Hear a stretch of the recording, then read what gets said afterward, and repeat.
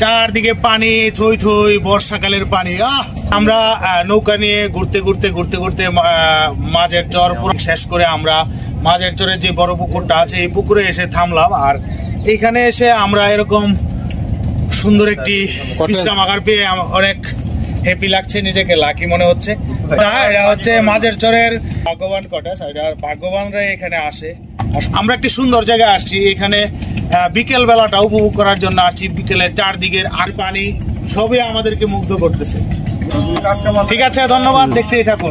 মাঝের চরের যে বড় পুকুরটা আছে এই পুকুরে এরকম ছোট করে সেই সুন্দর একটি জায়গা। এই পুকুরের চারপাশেই এরকম ছোট ছোট ঘর আছে, রিল্যাক্স করার মতো, বিশ্রাম করার মতো। আমরা একটু বিশ্রাম করি, আড্ডা দিই।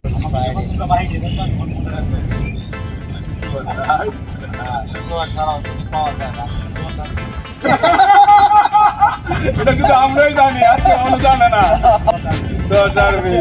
এটা হাতে রইলো ব্যাপারটা নাকি?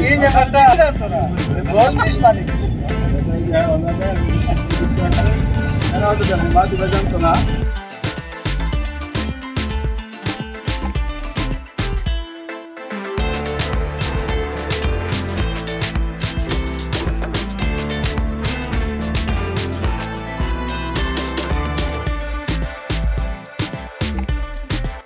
আমরা এখন পুকুর পাড়টা আমরা ঘুরে ঘুরে দেখবো।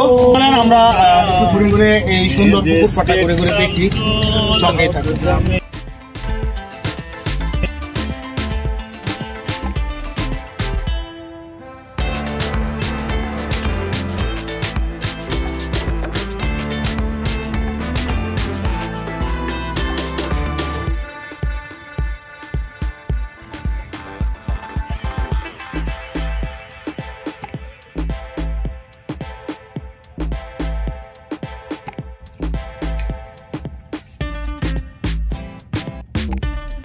পুকুরটা অসাধারণ সুন্দর, ঘুরে ঘুরে দেখাই, দেখতেই থাকুন।